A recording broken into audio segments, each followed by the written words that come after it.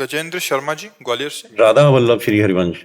गुरुदेव, आपके चरणों में कोटि कोटि प्रणाम। महाराज श्री, भगवान ने ये जन्म मरण का काल चक्र क्यों बनाया और इसका भगवान का बनाने का उद्देश्य क्या था? खेल खेल गेम नहीं होता जैसे, ये बहुत बड़ा गेम है। गेम क्यों बनाया गया? गेम में कठिनता क्यों रखी गई? गेम में प्रलोभन भी रखा जाता है और भय भी रखा जाता है, कठिनता रखी जाती है और सुखद भी रखा जाता है। एक खेल है। सृष्टि रचना, सृष्टि पालन और सृष्टि संहार, और अपने आप से अपने आप में खेल है, किसी और का नहीं है।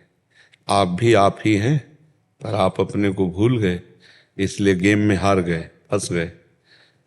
अगर आप अपने को जान जाएं तो गेम में जीत जाएंगे। खत्म खेल, न जन्म न मृत्यु, जेहि जाने जग जाए हेराई, जागे जथा स्वप्न भ्रम जाई। जैसे स्वप्न में एक गेम माया रचती है, न स्त्री है न पुरुष है, आपका स्थूल शरीर सोया हुआ है पर आप एक और नए शरीर में हैं। स्वप्न में होते ना, और उसमें दुख मिल रहा है या सुख मिल रहा है, दोनों झूठे। उसमें मित्र बन रहा है या शत्रु बन रहा है, दोनों झूठे। उसमें ब्याह हो रहा है या किसी का जन्म हो रहा है, किसी का मरण हो रहा है, सब झूठा। ये कब जाना? जब जगे नहीं। ऐसे ही ये सृष्टि का जो खेल है, ये सही माने में झूठा ही है। भगवान शंकर की बात मान लो, उमा कहूँ मैं अनुभव अपना, सतहरि भजन जगत सब सपना। जो सपने सिर काटे कोई, बिन जागे दुख दूर न होई। ऐसे ही बिना भजन किए, बिना भगवान की प्राप्ति के ये स्वप्न दूर होने वाला नहीं। अपना पराया, मित्र शत्रु, लाभ हानि, दुख सुख, जन्म मृत्यु, ये भारी सपना है। इसी से हटने के लिए अध्यात्म है, भगवान का भजन है। अगर भगवान का भजन न किया जाए तो जैसे स्वप्न में दुख सुख प्राप्त हो रहा है झूठा, पर जब तक जगोगे नहीं तब तक भोगना पड़ेगा। ऐसे ही जब तक भगवान को प्राप्त नहीं होगे तब तक ये, और आप भगवान के स्वरूप ही हैं। जैसे गंगा जल से एक चम्मच गंगा जल निकाला जाए तो गंगा जल, एक टैंकर निकाला जाए तो गंगा जल। तो भगवान का अंश भगवत स्वरूप ही तो होगा। तो ईश्वर अंश जीव अविनाशी, चेतन अमल सहज सुख राशि। सहज सुख राशि, निर्विकार चैतन्य भगवद अंश, इस देह भाव को प्राप्त हो गया, ये स्वप्न है। वही आप हैं, वो किसी को फंसाया नहीं है। वही इतने रूपों में, अनंत रूपों में वही है। अब आप अपने को जब पहचान देंगे ना, तो इस शरीर की पहचान देंगे, आप शरीर का परिचय देंगे। शरीर से आप संबंधित हैं और आपका शरीर से कोई संबंध नहीं, पक्का समझिए। जैसे ये अलग है, हम अलग हैं, ऐसे ये शरीर अलग है और हम अलग हैं। पर मायाकृत ऐसा फंसा हो गया कि ये बात बिल्कुल 100% झूठी लग रही है कि हम शरीर नहीं हैं, और बिल्कुल 100% झूठी है कि हम शरीर हैं, और 100% ये बात झूठी लग रही कि हम शरीर नहीं हैं। यार हम ही तो हैं यार, नहीं लग रहा? यही भगवान की माया है। जैसे स्वप्न में एक ये शरीर सोया हुआ था, 100% ज्ञान नहीं है, ज्ञान नहीं था ना। ऐसे ही इस समय हम जिस शरीर में फंसे हैं, हम इससे अलग हैं 100%। बिल्कुल कोई दुख सुख हमें नहीं छू सकता, पर इसमें आसक्त होने के कारण हमें दुख सुख मिल रहा। जैसे स्वाप्निक शरीर में आसक्त होने के कारण चाकू मारी जाए तो वैसे ही कष्ट होगा, और जबकि स्थूल शरीर सैया पे, एसी पे आराम से सोया हुआ, उसमें खरोच भी नहीं लगेगी, पर उसमें हाहाकार मच जाएगा। जब वो जगेगा तब उसका दुख दूर होगा। ऐसे ही भगवान में जब हम जगें, अपने स्वरूप में, ज्ञान में जब जगें, तब ये मायाकृत गेम खत्म होगा। एक गेम है। एक दिन सुदामा जी ने भगवान से, द्वारिकाधीश के साथ समुद्र नहाने जा रहे थे, तो कहा प्रभु तुम्हारी माया क्या है, हम देखना चाहते हैं। भगवान ने कहा स्नान करो, बाद में इसका चर्चा होगी। तो जे ही सुदामा जी ने डुबकी लगाई तो देखा, वो भूल गए कि भगवान श्री कृष्ण साथ हैं। देखा कि वो राज्य में पहुंचे जहाँ स्वयंवर हो रहा है, अरे ये तो सुदामा जी श्री कृष्ण के मित्र हैं। तत्काल उनका स्वयंवर में स्वागत हुआ और राजकुमारी ने उनको जयमाला पहुंचा, वो वहां के राजा बन गए। अब वो कुछ दिनों बाद संतान उत्पन्न हुई, कई संतानें हो गई। इसके बाद वो पत्नी मर गई। तो वहां का नियम था, जैसे अपने यहाँ पहले था नियम कि पति के साथ पतिव्रता चिता में चढ़ जाती थी, तो वहां था पत्नी के साथ पति को चिता में जलाया जाएगा। अब सुदामा जी को बांध लिया गया जलाने के लिए। अब उनके तो एक भगवान ही थे, बड़े जोर से चीखे, हे श्री कृष्ण। तो भगवान ने इसे पकड़ा, बोले क्या हुआ? बोले प्रभु, बोले अभी तो डुबकी मारी थी। अब बोले ब्याह हो गया, लड़का बच्चा हो गया, वहां जलाए जा रहे थे। बोले यही मेरी माया है। 2 घड़ी में पूरे ब्रह्मांड को रच दिया, वो परमात्मा है। डुबकी लगाने भर में उनको सब ब्याह हो, सब क्या क्या, ये स्वप्न जैसे है ना, ऐसे भगवान की माया, ये गेम है माया का। अब बहुत बड़े मायाधीश का गेम है, तो इससे पार होने के लिए उन्हीं की शरण में जाओ। दैवी हृषा गुणमयी मम माया दुरत्तया मामेव ये प्रपद्यन्ते माया में ताम तरन्ति ते। जो इस त्रिगुणमयी माया से पार पाना चाहता है वो मेरी शरण में आ जाए, मेरी कृपा से पार हो जाए। शरण में होकर नाम जप करे तो इस माया का ये गेम है और कुछ नहीं। अपने आप से अपने आप में गेम है। अब अपने आप को इस गेम में आके भूल गया, अब फंस गया। स्त्री पुत्र, ये मेरा, ये मेरा, ये तेरा, ये दुश्मन, ये मित्र, ये अच्छा, ये बुरा, अब ये फंस गया। अब ये फंसाओ तभी हटेगा, एक में आओ, एक परमात्मा के सिवा यहाँ वहाँ सर्वत्र एक है, गेम हल हो जाएगा। जहाँ हल हुआ तो जीवन मुक्त हो गए, फिर आपके पास प्रश्न नहीं रह जाएगा, क्योंकि आप जान जाओगे कि आप कौन हैं और ये सब क्या है। जैसे कांच के महल में आप खड़े हो और कांच कई प्रकार का हो, कई प्रकार का कांच नहीं होता, जो चेहरे को लंबा कर दे, छोटा कर दे, टेढ़ा कर दे और जैसे का तैसा दिखा दे, सेम टू। तो ऐसे वो बहुत से रूप जो कांच के मंदिर में आपको दिखाई देंगे, तो आप ही के तो होंगे, कोई लंबा, कोई टेढ़ा, कोई बुरा, कोई अच्छा, कोई सेम। ऐसे ही मायाधीश ने अपने आप को इतने रूपों में, जड़ चैतन्य 84 लाख योनियां, सब पंचभूत, वही बन गया परमात्मा।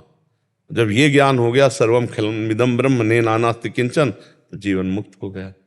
उसी में आप भी हैं, आप भी वही हैं, दूसरा कोई है नहीं। अलग अलग मार्गों से चलकर इस गेम को निपटाना है। ये संसार का जो माया में गेम है, इससे निकल जाओ तो जीवन मुक्त, फंस जाओ तो फिर अगला तुम्हें चांस मिलेगा। चांस भगवान देंगे, फिर देंगे चांस कि इस गेम से निकल जाओ। पर ये गेम ऐसा सुनहरा है, ऐसा मनोरम है, ऐसा आनंददायक लगता है कि नाली का कीड़ा नाली में भी जीवित रहना चाहता है, वो उसी में रहना चाहता है। शूकर बिष्ठा खा के उसी में रहना चाहता है। हम दुख भोग कर उसी में रहना चाहते हैं। एक बार स्वामी वामदेव जी बड़े सिद्ध महापुरुष थे, तो अपनी मंडली के साथ भ्रमण कर रहे थे, तो देखा एक जवान आदमी बूढ़े को जूतों से मार रहा है। खड़े हो गए, मंडली से कहा तुम चलो आगे। वृद्ध के पास गए, बोले बाबा ये कौन था जो आपको मारा? बोले बेटा था।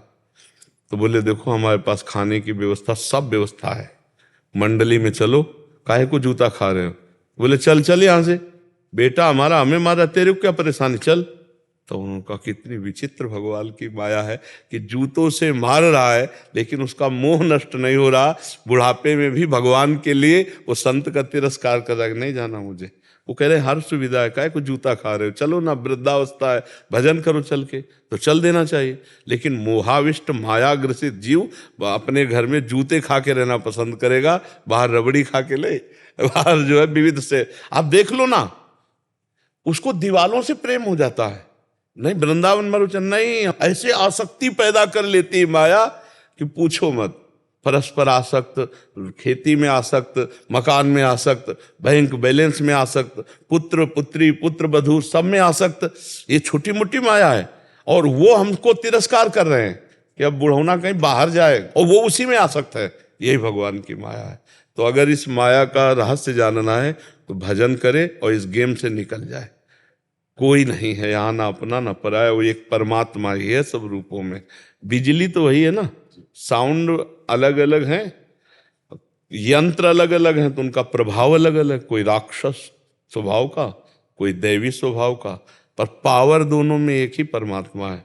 जो दृष्टि है ज्ञान की, वो क्रियाओं पे नहीं है, वो कारण पे है।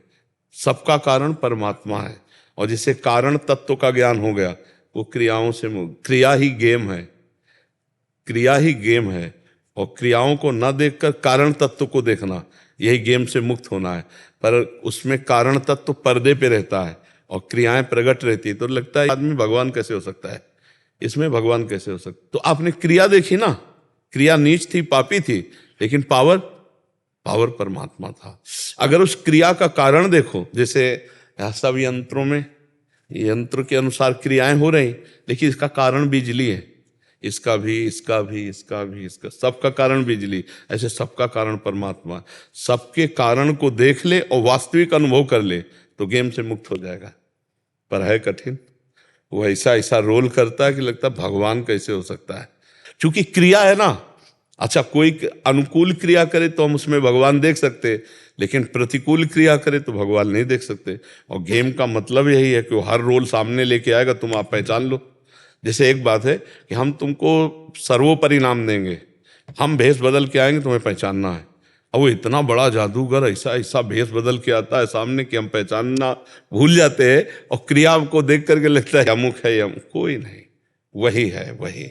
और ये बात स्थित हो गई, दिमाग से नहीं, ये स्थिति में आ गई, आप मुक्त हो गए। कोई भी प्रश्न नहीं उठेगा उस समय। मुक्त पुरुष के हृदय में कोई प्रश्न नहीं उठता। ब्रह्मभूता प्रसन्नात्मा न सोचति न कांक्षति समाः सर्वेषु भूतेषु मद भक्तिम लभते पराम। पराभक्ति का लाभ मिला, न सोच रह गई न कोई चाह रह गई, तृप्त हो गया, कृतकृत्य हो गया, मुक्त हो गया। अब ये इतना बड़ा गेम आपका रचा हुआ है, आपका रचा हो, आपको ही अपने बंधन से मुक्त होना है। ये बात समझनी। ऐसे करो कोई भगवान हमको बांधे है तो भगवान ने तो हम पर कृपा ही की है। हम स्वयं अपनी चाहत, इच्छाएं, वासनाएं, कामनाओं में बंध गए हैं। अगर हम इनको छोड़ दें तो अभी हम मुक्त हैं। हम बंधे हुए हैं अपनी ही अज्ञानता से। अब मानी संख्या भगवान, तो उनकी आराधना करो तो तुम्हें ज्ञान प्राप्त होने लगे। तो जब छूटोगे तब दो नहीं रहोगे, जानत तुम्हें तुम्हें हो जाए। भगवत स्वरूप ही हो आप, सच्ची मानिए आप भगवत स्वरूप ही हैं। भूल कर देह में हम अपने को स्त्री, अपने को पुरुष, अपने को जवान, अपने को बूढ़ा, अपने को मूर्ख, अपने को विद्वान, वस्तुतः वही भगवत अंश सब में विराजमान, पावर वही विराजमान है। बस खूब नाम जप करो, सत्संग सुनो, और आचरण गलत ना होने पाए। गलत आचरण हो जाएंगे तो सवाल नहीं हल होगा। एक भी हासिल भूल जाए ना तो सवाल सही नहीं लगेगा। गलत आचरण ना हो। आज भक्ति तो बहुत लोग करते हैं पर आचरण नहीं संभाल पा रहे। थोड़ी देर भक्ति भी कर ली और थोड़ी देर गंदे आचरण भी कर लिए। तो एक गांव में कहावत है, अंधा बटे और पड़ा चबाए। अंधा आदमी था तो मूंज की रस्सी, मूंज एक घास होती है जैसे कुश की तरह, और उसको बटा जाता है तो उससे रस्सी बनती है, पानी खींचने की, पशु बांधने की रस्सी। तो वो ऐसे बट रहा था, ऐसे बढ़ाता जा रहा था, और भैंस का पड़ा इधर खड़ा था, तो हरी हरी मूंज वो चबाना शुरू किया। अब वो बटता जाता, वो ऐसे करता जाता, वो चबाता जाता। जब शाम के आया तो केवल हाथ ही में जो था वो क्या, तो पड़ा चबा गया। तो मतलब जीवन भर हम भक्ति भी कर रहे हैं और पापाचरण भी कर रहे हैं, तो अंधा बटे पड़ा चबाए, उसके पास बचता कुछ नहीं है। नहीं तो थोड़ी थोड़ी अगर भक्ति भी हो, अगर हम कह रहे हैं एक एक चुल्लू घड़े में पानी डालो और छेद उसके बंद हो तो एक दिन वो भर जाएगा। हम थोड़ी थोड़ी भक्ति करें और गंदे आचरण ना हो तो एक दिन हमारा काम बन जाएगा। पर हम बहुत पापाचरण कर बैठते हैं, गलतियां कर बैठते हैं। तो यदि हम रोज सत्संग सुने, नाम जप करें, शास्त्र स्वाध्याय, तो हमारा ज्ञान विकास को हो कि क्या करना चाहिए, क्या नहीं करना चाहिए, क्या करना पाप है, क्या करना पुण्य है। जब बहुकाल करी सत्संगा तब हो सब संशय। समझ पा रहे हो आप जी? अभय जी जयपुर से। आदाब वल्लभ सिंह। श्री हरिवंश गुरुदेव। गुरुदेव भगवान, आपने प्रहलाद जी की स्थिति का वर्णन किया कि वे सबसे उच्च कोटि के महात्मा, अखंड नाम जापक, अखंड इष्ट स्मरण करता। नरसिंह भगवान ने प्रकट होकर अंत में प्रहलाद जी से कहा कि भोग के द्वारा पुण्य कर्मों के फल और निष्काम पुण्य कर्मों के द्वारा पाप का नाश करते हुए समय पर शरीर का त्याग करके मेरे पास आ जाओगे। गुरुदेव, इस स्थिति के बाद भी पाप पुण्य शेष रह जाते हैं क्या? शरीर जब निर्माण होता है तो पाप और पुण्य से निर्माण होता है। ये जो मनुष्य शरीर है ये पाप पुण्य मिला करके इसका निर्माण होता है। जैसे देव शरीर है वो केवल पुण्य से बनता है, नरक का यातना शरीर है वो केवल पाप से बनता है, मनुष्य लोक का जो शरीर है वो पाप और पुण्य मिश्रित होता है, किसी का भी हो, पशु पक्षी किसी का भी हो। पशु पक्षियों में नए कर्म करने का अधिकार नहीं और मनुष्य शरीर में नए कर्म करने का अधिकार है। तो प्रहलाद जी नए कर्म करने की स्थिति से तो बहुत ऊपर उठ गए, लेकिन पूर्व कर्मों से जो प्रहलाद शरीर बना है उसकी तो आयु निश्चित है ना, कि इतने वर्ष ये शरीर जिएगा, इतने वर्ष में दुख पाएगा, इतने वर्ष में सुख पाएगा। तो शरीर निर्माण के समय जो पाप पुण्य रखा गया उसका तो भोग भोगना है, लेकिन जो इस शरीर का अभिमानी जीव है वो इस अभिमान से मुक्त होकर परमात्मा प्राप्ति कर चुका है। अब शरीर का और दुख सुख का क्रम चलता रहेगा। जैसे इस शरीर की किडनी फेल है, अब ये शरीर का प्रारब्ध है, पर मुझे कोई कष्ट नहीं। अगर कष्ट होता तो हम सैया में पड़े होते, तुमसे बात करते क्या? सुबह 50,000 आदमी रोड में खड़ा सबसे राधे राधे करते, आके तुरंत थोड़ी देर बाद सत्संग प्रारंभ, सत्संग से एकांतिक। तो शरीर का प्रारब्ध भोग रहे हैं ना, कट रहा है ना प्रारब्ध। अब हजारों आदमी प्रणाम कर रहा है वो पुण्य ले रहे हैं, कुछ निंदा कर रहे हैं वो पाप ले रहे हैं, और कुछ भोग रहे हैं इससे पाप क्षय हो रहा है। पाप और पुण्य दोनों क्षय हो गए, अंतिम भगवान को प्राप्त होते हैं। तो क्या भगवान को प्राप्त मरने के बाद हुआ जाता है क्या? नहीं, हम तो पहले ही हो गए। हमको इस शरीर से अब कुछ लेला देला नहीं। अब जैसे ताली बजी तो आवाज आई ना, तो इस शरीर का ये स्वभाव है, लेकिन हमें कोई पीड़ा नहीं। जैसे पीड़ा है हमें कोई पीड़ा नहीं, प्यास है हमें कोई प्यास नहीं, हमें कोई परेशानी नहीं। हमारा दिमाग स्वस्थ है, शरीर अस्वस्थ है। वही बात प्रहलाद जी को कह रहे हैं कि तुम्हारे शरीर की रचना के समय जो पुण्य और पाप रखे गए थे, शुभ और अशुभ प्रारब्ध, उन दोनों को भोग लो और इसके बाद आ जाओ हमारे पास। प्राप्त तो प्रहलाद जी अभी हो गए, हर स्थिति में भगवान का उनको सानिध्य दर्शन प्राप्त हो रहा है ना। जब मार रहे हैं पीट रहे हैं तो देख रहे हैं हरि मुझे गोद में लिए हुए हैं। उनको कोई भगवत साक्षात्कार करना तो नहीं, गर्भ से नारद जी ने भगवत साक्षात्कार महापुरुष प्रकट कर दिया प्रहलाद जी को, पर भोग शरीर का भोगना पड़ा। देखो ध्रुव जी को भगवान का साक्षात्कार हुआ और कितने 36,000 वर्ष राज्य शासन किया, यक्षों से युद्ध किया, बड़ा चरित्र आता है ना। ये है पुण्य और पाप की लीला, और वो दोनों से निरपेक्ष है क्योंकि भगवत प्राप्त हो चुके हैं। भगवत प्राप्त महापुरुषों के शरीर में भी सुख दुख देखा जाता है। जिस खोपड़ी पे कुंतलों फूल चढ़े उड़िया बाबा, उसी खोपड़ी पे गड़ासा चला। बोलो जिसका कभी किसी जीवन में किसी से भी बैर नहीं रहा होगा, एक विक्षिप्त आदमी वहीं आश्रम में आके रहने लगा, सेवा करता, खाता पीता, ऐसे जैसे बाबा जी रहते हैं ऐसे रहने लगा। ऐसे सत्संग हो रहा था, शांत मुद्रा में पूज्य पादुड़िया बाबा जी बैठे थे। तो अब जैसे मक्खी है हटाने के लिए पंखा या मोर पंख रखते हैं सेवक जन, तो ऐसे ऐसे मोर पंख कर रहे थे। वो आया, बोला लाओ, बोले नहीं तुम्हें नहीं दे। मतलब एक गुरुजनों की सेवा के लिए थोड़ी योग्यता भी होनी चाहिए, समझ भी होनी चाहिए। वो गया, कंबल ओढ़े हुए था, जिस गड़ासे से चारा काटा जाता है वही गड़ासा लाया और बाबा शांत बैठे थे।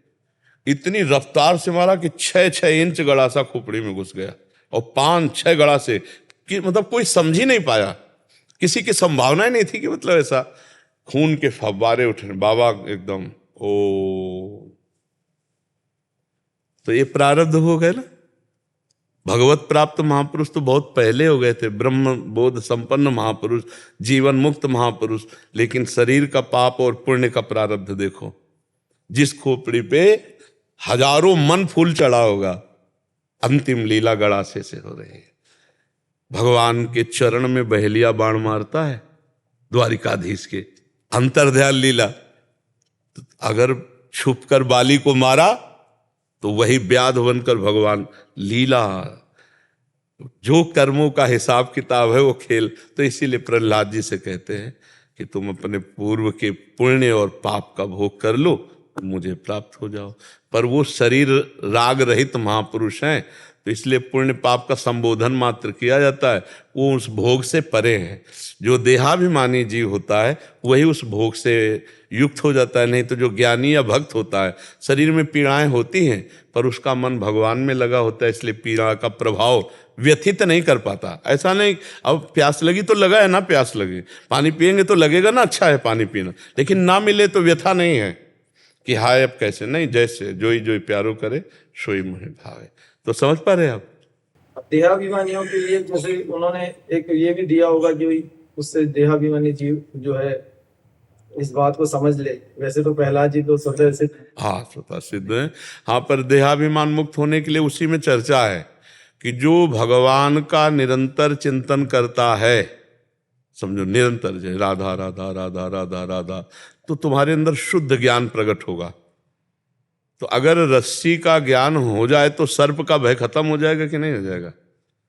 जैसे टेढ़ी रस्सी पड़ी है और हमें भ्रम हो गया कि सर्प है, तो अब इसके लिए हमें प्रकाश चाहिए।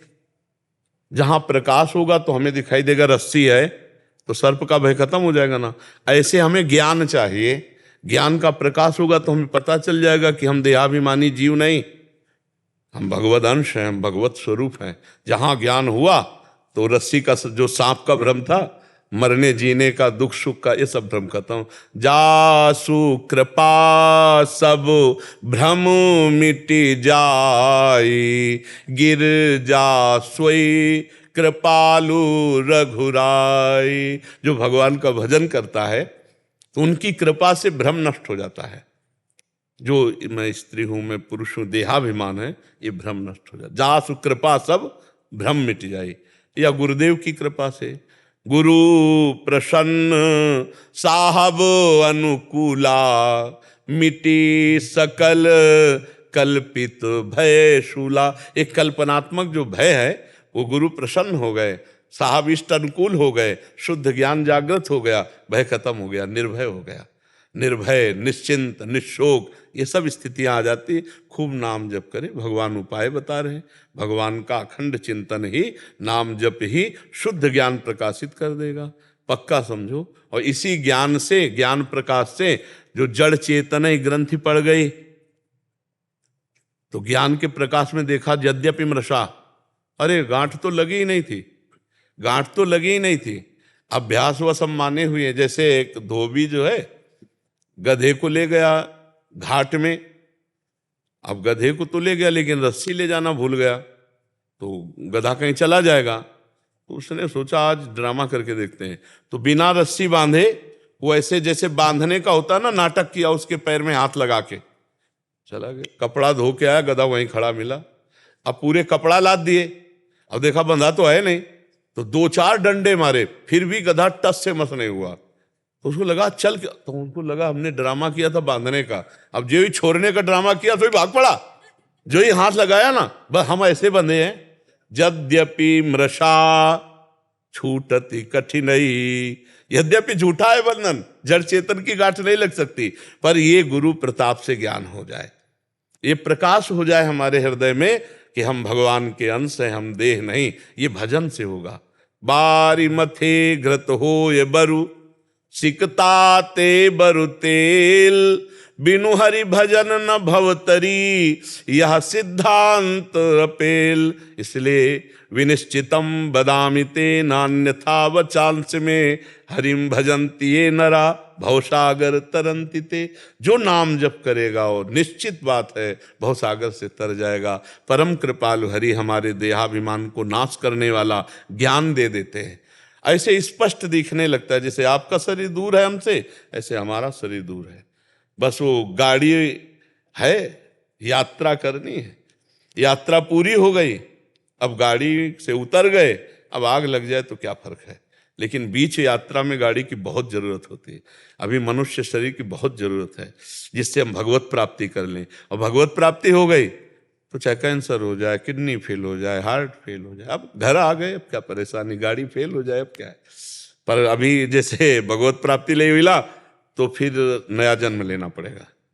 इसलिए बहुत अधिक से अधिक भजन करो और भगवान से प्रार्थना करो, गेम से मुक्त कर दो। प्रभु मुझे इस गेम से नहीं खेलना, मुझे अब नहीं खेलना। कि हमसे नहीं खेलना, स्त्री पुत्र परिवार भोगवास, अब नहीं खेलना प्रभु, अब मैं आपके साथ खेलना चाहता हूँ, आपकी दिव्य लीला में, ये माया जनित लीला से मुक्त कर दो। महेश चंद्र शर्मा जी, बधाइयों से। राधे राधे महाराज जी।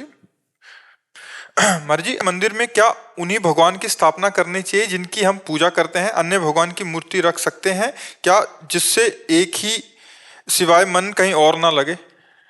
मतलब एक की रख सकते हैं? सिद्धांत है और एक प्रेम है। अगर आप सिद्धांत से भगवान शंकर का श्री विग्रह विराजमान करते हैं या लिंग विराजमान करते हैं तो पंच देवता की स्थापना करनी ही पड़ेगी। अंबा जी, गणेश जी, कार्तिकेय जी, नंदिकेश्वर जी, पंचदेव वहाँ विराजमान करना ही पड़ेगा, ये मर्यादा है। अकेले भगवान शंकर को आप विराजमान नहीं कर सकते, वहाँ फिर पंचदेव विराजमान होना चाहिए।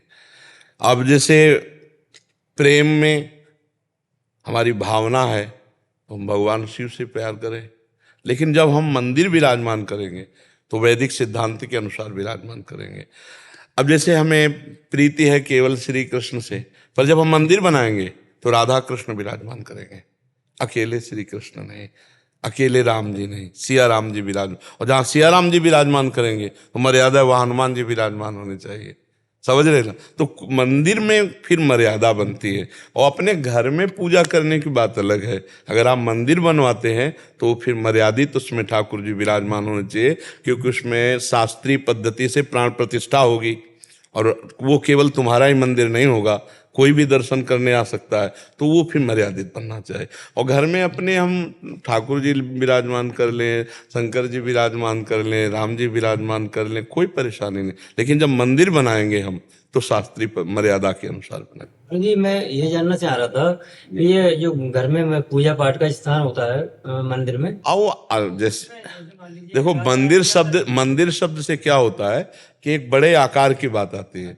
और घर में पूजा गृह एक अलमारी में या एक छोटे सिंहासन में, घर में हम एक मंदिर बनवाना चाहते हैं तो उस या मंदिर में ठाकुर जी था तो मंदिर शब्द का एक विशालकाय रूप आ जाता है। और जब हम घर की पूजा की बात करेंगे तो हम उसमें कहेंगे जो पूजा गृह है उसमें जो ठाकुर जी विराजमान हमारे घर में, वो बोलेंगे हम, तो उसका उत्तर और होगा। और मंदिर शब्द से फिर बाहर घर का पूजा गृह का सिंहासन, घर की पूजा गृह की अलमारी, घर में पूजा जो सिंहासन बनाते एक छोटा सा होता है। अब उसमें क्या आप चाहते हो, क्या चाहते हो? मैं ये चाहता हूँ गुरु जी जानना, जैसे मान लीजिए मैं हनुमान चालीसा पाठ करता हूँ डेली, जी। उसके बाद शंकर भोलेनाथ की आरती, जी। तो मैं ये जानना चाहता हूँ गुरु जी, जैसे मैं राधा रानी के दर्शन में यदि भजन करना चाहता हूँ तो मेरे को फल जो है एक दिशा में जाना चाहिए या सबका में? पहले क्या होता है, प्रारंभ में तो सबकी भक्ति ऐसी होती जैसे आप करते हो, हनुमान चालीसा पढ़ा, शिव चालीसा पढ़ा, दुर्गा चालीसा पढ़ा, राम रक्षा स्तोत्र पढ़ा, रामायण पढ़ लिया, भागवत पढ़ लिया। यही भक्ति करते करते जब हम आगे बढ़ते हैं तब हमारी भक्ति एक की तरफ मोड़ लेती है। जैसे भगवान शंकर और पार्वती जी, फिर उसमें एक ज्यादा प्रीत आने लगेगी, सिया राम जी ज्यादा प्रीत आने लगे, राधे श्याम जी ज्यादा, तो जिधर हमारी ज्यादा प्रीत आने लगती है तो हम उधर फिर एकाग्र होने लगते हैं। पर पूजा सबकी ऐसे ही होती है, सबकी प्रारंभिक भक्ति ऐसे ही होती है। क्यों? लगभग सबकी प्रारंभिक भक्ति यही होती है कि एक लोटा शंकर जी में जल चढ़ा दिया, राम जी की आरती कर दी, हनुमान चालीसा पढ़ ली, देवी जी के दर्शन कर ली, प्रारंभ यहीं से होती है। और पूर्णता में जब आती है तब एक भरोसो, एक बल, एक आस विश्वास, एक राम घनश्याम हित चातक तुलसीदास। पर अपने को अभी यही चले, अपने जितनी योग्यता अगर उसके अनुसार चले तो हम ज्यादा लाभ प्राप्त कर लेंगे। अभी जैसे आप छोड़ दो, हम आपको बताएं कि एक की करो तो आपका मन परेशान कर देगा, यार हनुमान जी की रोज चालीसा पढ़ते थे, वो नाराज हो गए तो शंकर जी को रोज आ जाएगा ना। वही हम कह रहा, अगर इस स्थिति के अनुसार चले और जब स्थिति आ जाएगी तब ये बात नहीं आएगी, तब नहीं आएगी। पहले छोड़ दिया तो ये ला रहा। हाँ, अब देखो गोस्वामी तुलसीदास जी की स्थिति है तो वो कह रहे बने तो रघुवर ते बने और बिगड़े तो भरपूर, और तुलसी और ते बने ताबले वे पे दूर। तो वो स्थिति तो आई नहीं, तो इसलिए जैसे चल रहे आप ऐसे चलते रहो जी। कपिल शर्मा जी, भरत। राधे राधे श्री हरिवंश महाराज जी। राधे राधे महाराज जी। महाराज जी, घर पर लड्डू गोपाल जी एवं लाडली जी की सेवा विराजित है। महाराज जी, मेरा प्रश्न है कि क्या घर के पात्रों में ठाकुर जी का भोग लगा सकते हैं या अलग पात्र रखने की वैसे आवश्यकता हमें लगता है कि ठाकुर जी के पात्र अलग रखे, एक ही थाली, 2 कटोरी, 2 छोटे छोटे गिलास जल के लिए, इतने उनके लिए अलग अलग, उनका भोग अलग लगावे और उसका भोग लगने के बाद अपने पात्रों में पाए।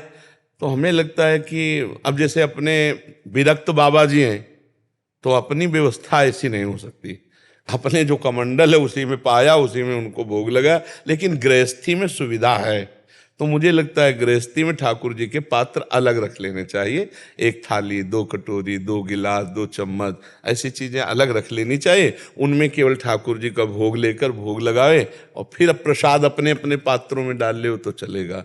तो महाराज जी राधा वल्लभ उसमें तुलसी का, जैसे हम आपसे दीक्षित होने वाले हैं तो उसमें फिर तुलसी साइड में कटोरी में पधरा के ऐसे नहीं, हम तुलसी को श्रृंगार में प्रयोग करते हैं। तुलसी हमारे यहाँ सखी स्वरूप है, वृंदा सखी है ना, तो हम भोग में नहीं डालते, वो चरणों में है, माला पहना करके ऐसे श्रृंगार में तुलसी जी का प्रयोग करते हैं, भोग में नहीं करते, क्योंकि हमारी सखी भाव की उपासना है, तो वृंदा सखी हैं तो उनको भोग में नहीं करते। महाराज जी जैसे अब आपकी कृपा से श्री जी में प्रियता हो गई है, तो फिर वो और बाहर के श्री विग्रह हैं घर पे विराज, जैसे लाडली लालजू हैं उनका अलग है, एक अलवारी में पूरा श्रृंगार वगैरह, नीचे है जैसे और भी देवी देवताओं की प्रतिष्ठा। अभी बच्चा देखो, तुम अब पूरे घर के गार्जियन तो हो नहीं, अगर तुम घर के गार्जियन बड़े होते फिर पूछते तो हम आपकी स्थिति के अनुसार उत्तर देते। अब अगर अभी कुछ तुम करोगे तो तुम्हारी उद्दंडता मानी जाएगी, नहीं मानी जाएगी, क्योंकि तुम अभी बच्चे हो और अनन्य निष्ठा का जो स्वरूप है वो अभी जैसे चल रहा वैसे चलने, तो अपने मन का भाव रखो केवल लाडली जू में, और जैसे चल रहा वैसे चलने दो, ठीक है। महाराज जी अगर सेवा में कोई अपराध बन जाता है तो क्या? सेवा में क्या अपराध बन सकता है? चरणामृत गिर गया नीचे, कोई परेशानी नहीं, कोई परेशानी नहीं है। हमारे भगवान क्या जमीन में पैर रख करके नहीं चलते क्या? आप विचार करो तो चरणामृत तो उन्हीं चरणों का गिरेगा। इतना छोटी बुद्धि नहीं रखनी चाहिए। जैसे हम ठाकुर जी को स्नान करा रहे हैं, शालिग्राम, राधा नाम या जो छवि, अब हमसे गिर गए और तो हम समझ रहे खेल रहे, मेरे प्रभु भूमि में खेलना, फिर उठाया, फिर स्नान करवा दिया, फिर विराजमान कर दिया। गोपाल जी हैं, लाल जी हैं, खेलना चाहते खेल लें। ऐसे अगर सोचोगे तो इतना कमजोर बुद्धि हो जाएगी कि फिर अब आपको हर जगह भय लगने लगेगा, अपराध अपराध नहीं। ऐसा हमारे प्रभु है ना, क्या अपराध उसमें, समझ रहे ना। हाँ, चरणामृत मालूम गिर गया, थोड़ा जल डाला, ऐसे पोछा लगा दिया, ऐसे कर ले, हो गया। अगर ठाकुर जी भी गिर जाते, हाँ कोई अनिष्ट हो गया ठाकुर, नहीं, कुछ नहीं, खेलना चाहते हैं, कूद रहे, बहुत मस्ती के। अरे हम प्रभु के हैं, प्रभु हमारे, समस्त भूमि प्रभु की है, प्रभु अलग कोई वस्तु है क्या?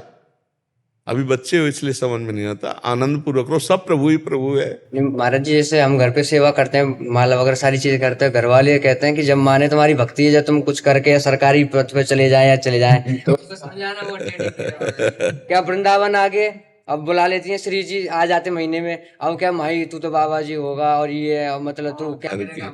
हम ये आपसे प्रार्थना करेंगे कि आप अच्छे विद्यार्थी भी बने और आप भगवान का नाम भी जप करें, अपने कर्तव्य को भी करें, जिससे चल रहा है महाराज जी, आपके पास कर्तव्य भी कर रहे हैं और वो बिल्कुल ऐसे कायर ना बने कि माता पिता आदि को असंतोष हो। घर पर यही कहते हैं कि राधा रानी को जब ही मानेंगे आपकी, अब आपकी नौकरी लग जाएगी, घर वाले कहते हैं ये चीज। अब ये तो हम नहीं कह सकते।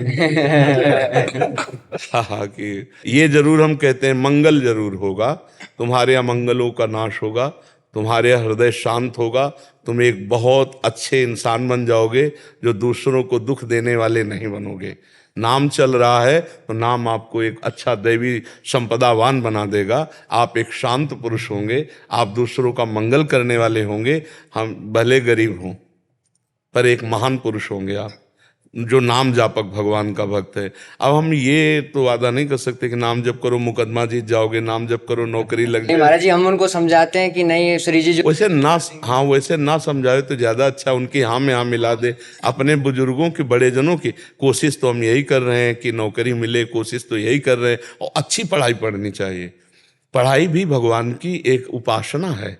देखो अगर हम कखारा ना पढ़े होते, मात्राएं ना पढ़े होते, तो आज हम शास्त्रों की बात आपको नहीं समझा सकते थे। तो आधुनिक पढ़ाई भी काम आई ना परमार्थ में। तो इसलिए हमें लगता है आधुनिक पढ़ाई को भी भगवान की पूजा मानकर खूब अच्छा पढ़ना चाहिए, ग्रेजुएट होना चाहिए, खूब अच्छे नंबर वाला बनना चाहिए। और भगवान का भक्त ज्ञानियों में श्रेष्ठ होता है। देखो हनुमान जी ज्ञानी नाम अग्रगण्यम, विश्वामित्र महामुनि ज्ञानी, गरुण महाज्ञानी गुण राशि। तो नाम जप करने वाले की बुद्धि प्रखर होती है, और प्रखर बुद्धि किसी भी दिशा में लगाई जाए वो विजय को प्राप्त होती है। मौन रहो, उत्तर मत दो, क्रिया करके दिखाओ। पढ़ाई जिस ग्रंथ को पढ़ो भगवान का भाव समझ करके उसको बिल्कुल रट लो, दिमाग में बैठा लो, क्योंकि ब्रह्मचारी और भगवान नाम जापक करने वाले की स्मृति बहुत पुष्ट होती है।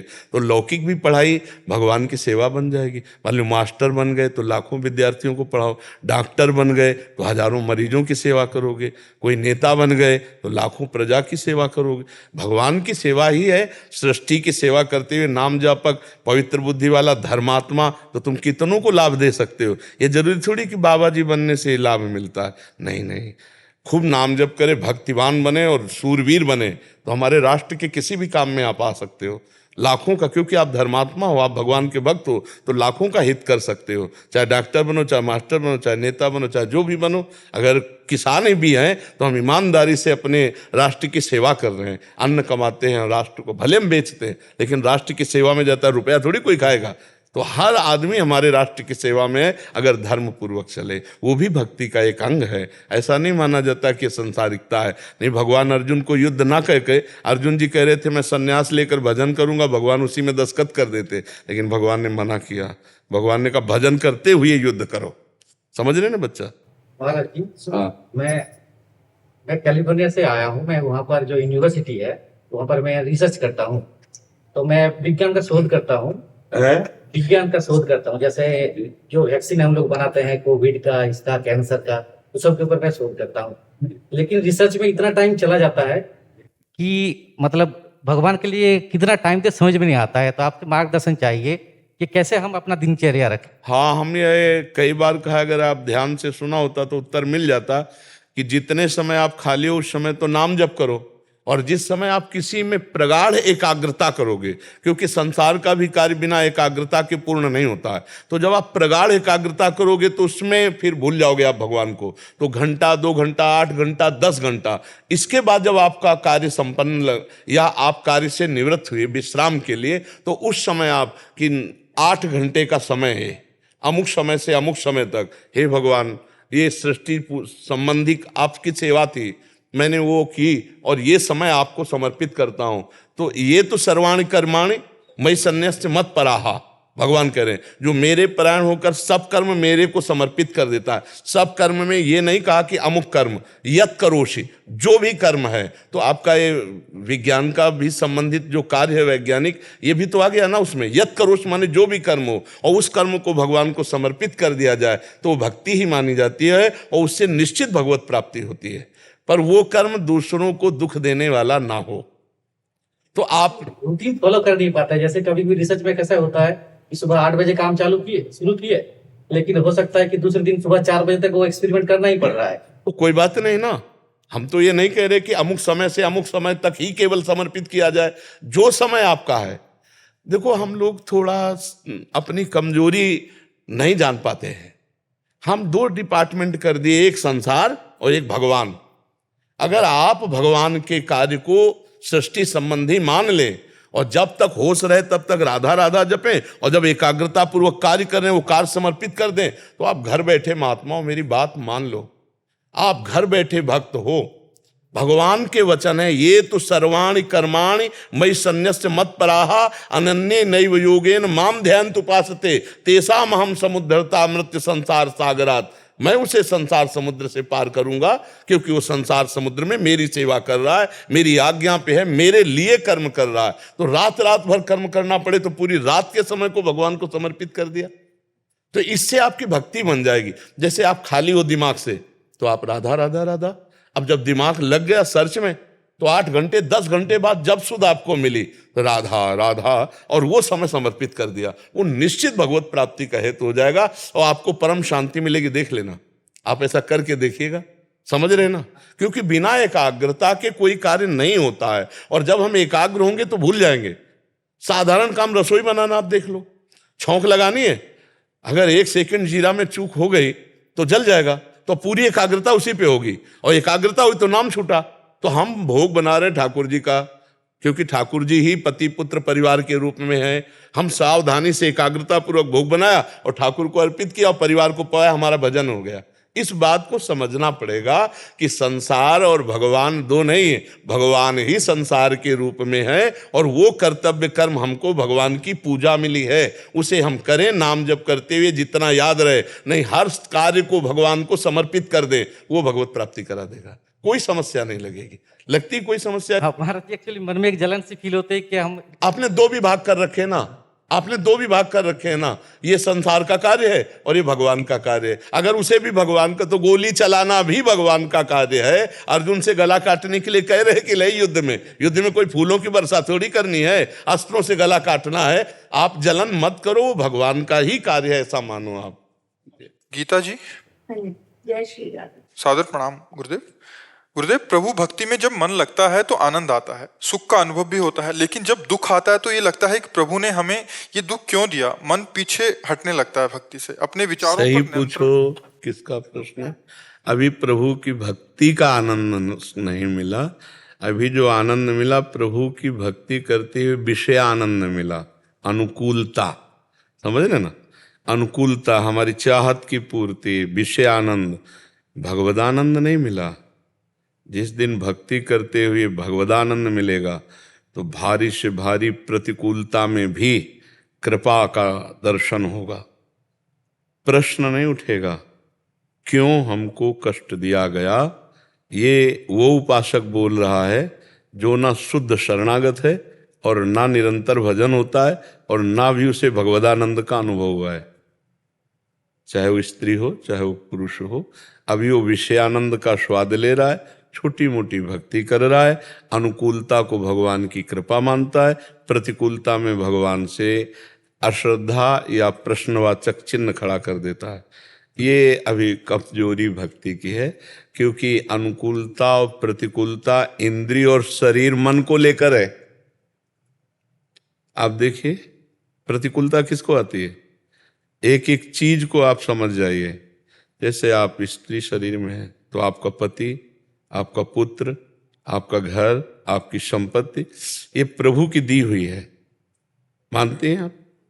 आपका भी शरीर प्रभु का दिया हुआ है और ये भी मानते हैं कि वो नियत समय के लिए है।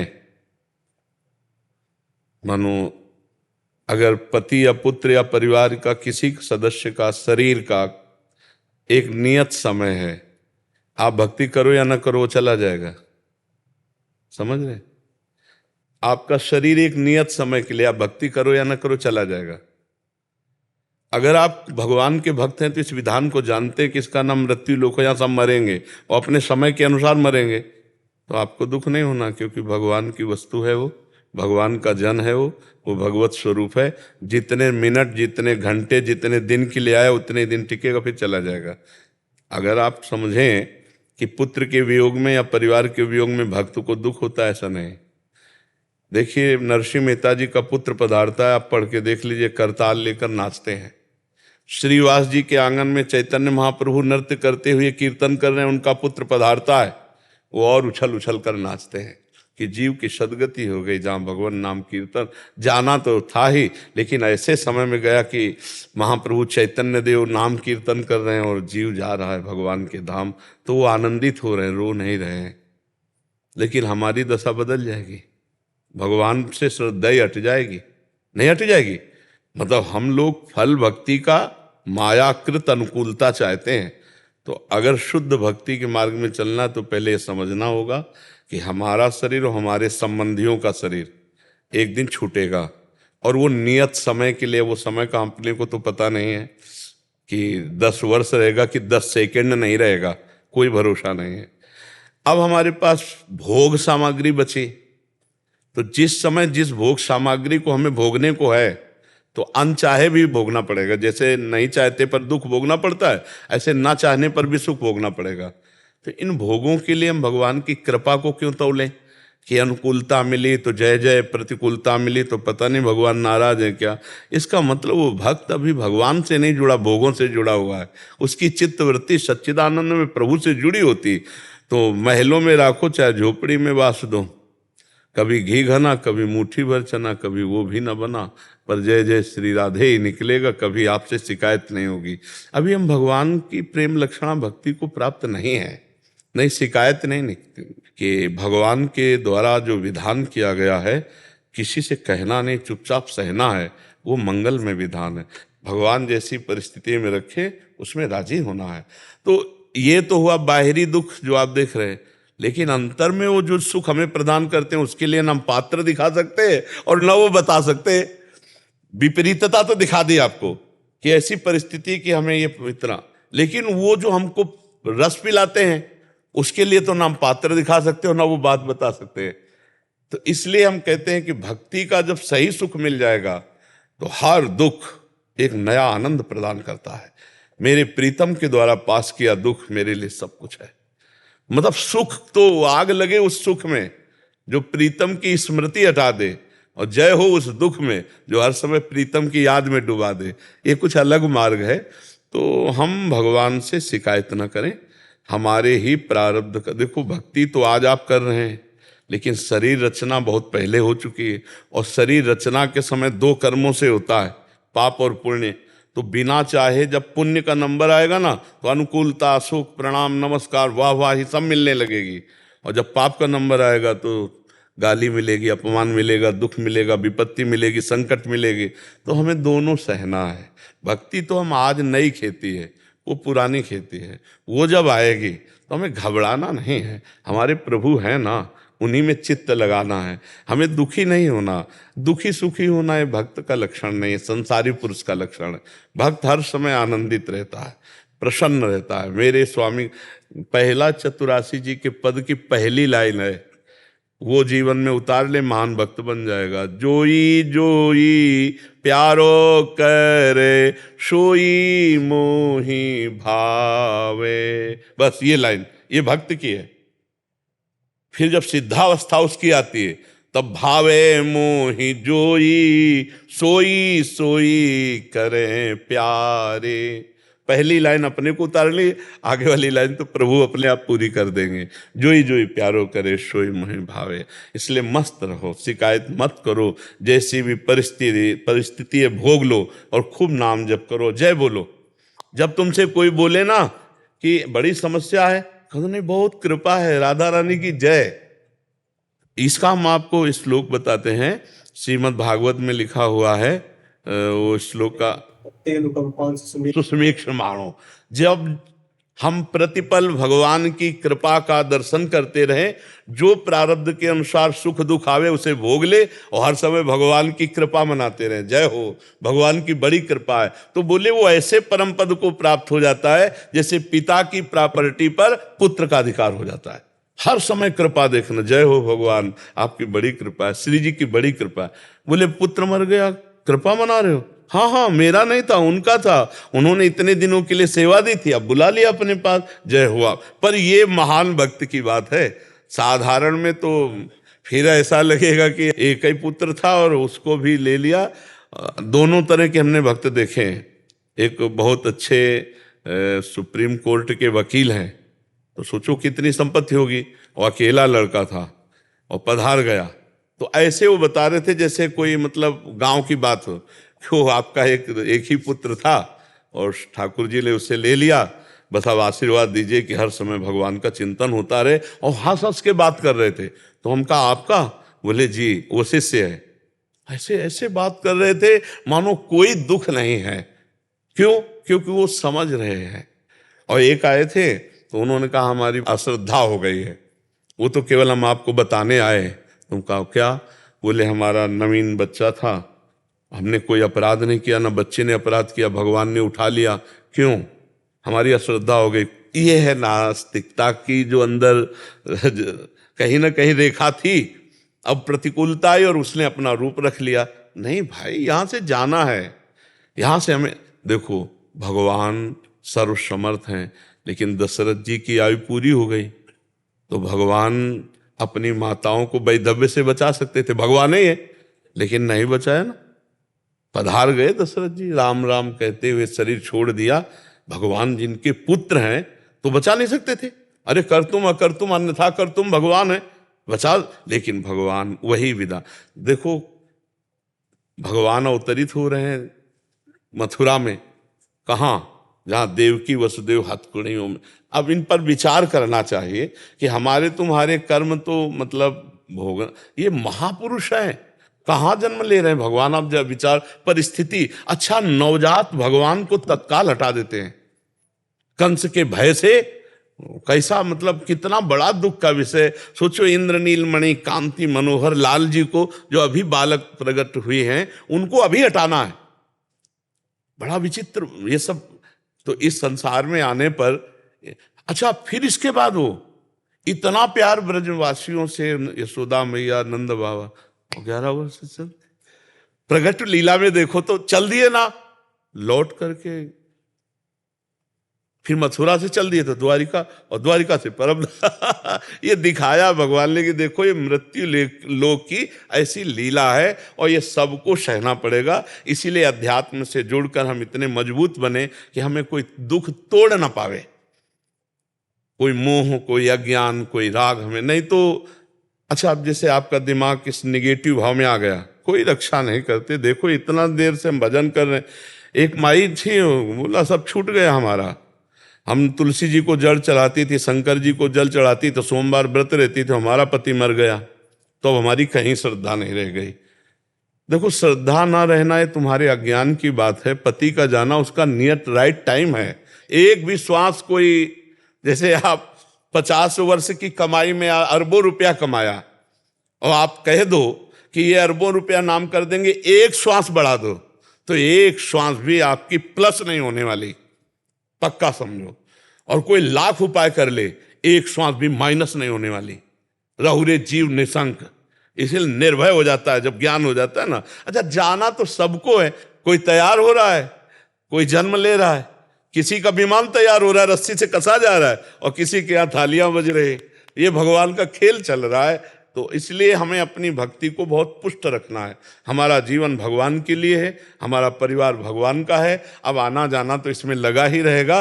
अब हमको अपनी भक्ति नहीं छोड़नी, ये जन्म हमें बर्बाद नहीं करना। अगर इस जन्म में भक्ति कर ले गए तो फिर भगवान की प्राप्ति हो जाएगी। मानव देह भगवान की प्राप्ति के लिए आना जाना है तो लगा। और देखो हम आपको सच्ची बताएं, केवल अज्ञान की बात है, नहीं तो पत्नी का अगर स्वार्थ बिगड़ जाए तो पति की हत्या कर दे, पति का स्वार्थ बिगड़ जाए तो पत्नी की हत्या कर दे, पुत्र का स्वार्थ बिगड़ जाए तो पिता की छाती में चाकू मार के फाड़ दे, और पिता का स्वार्थ बिगड़ जाए तो पुत्र को जहर खवा दे। ये आप सब देख रहे हैं ना चरित्र। और अगर भगवान समय से ले लिए तो तुम्हारी श्रद्धा जा रही हो, तुम ले लेते हो। तुम्हारे स्वार्थ बिगड़ जाए तो आप देखो ना जरा संसार में फैल के देखो, भाई भाई को ट्रैक्टर से रौंद रहा है, मार डाला, भाई भाई को गोली से मार रहा है, ये सब स्वार्थ का खेल हो रहा है। अब हमारा स्वार्थ है जब कोई मरे और उसके प्रति वो रो रहा हो तब गौर से शब्द सुनना, वो उसके लिए नहीं रो रहा है। वो कह रहा है आज तक जो हमने कहा सब, तो उसकी छाती में हाथ मारा, आज तक जो हमने कहा वो सब पूरा किया, अब कौन करेगा, इस बात के लिए रो रहा है। महाराज जी एक ऐड आती है पॉलिसी उसकी इंश्योरेंस की, तो वो पत्नी अपने पति तो कहती, तुमने इंश्योरेंस नहीं लिया तो मैं क्या करूंगी अब। अपने लिए रोता है, कोई किसी के लिए नहीं रोता। सही पूछला, अपने लिए रोता है, अपने स्वार्थ के लिए, अपनी ममता के लिए, अपनी वासना के लिए। तो थोड़ा भक्ति में उठो, थोड़ा ज्ञान में बनो। देखो भक्ति का रंग गुरु गोविंद सिंह के परिवार में देखो, बच्चे दीवाल में चुने जा रहे हैं, ना पिता टस से मस और ना जो चुने जा रहे हैं वो बच्चे टस से मस।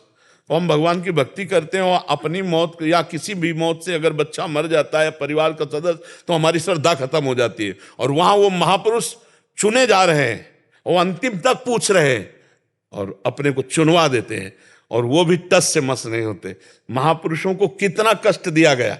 आप पढ़ो गुरुजनों के, जो 10 गुरुजन हैं उनके चरित्र पढ़ के देखो, भारी से भारी कष्ट सहते हैं लेकिन धर्म से विचलित। हम कैसे भक्त हैं, छोटी छोटी बात में हमें भगवान से श्रद्धा हट जाती है।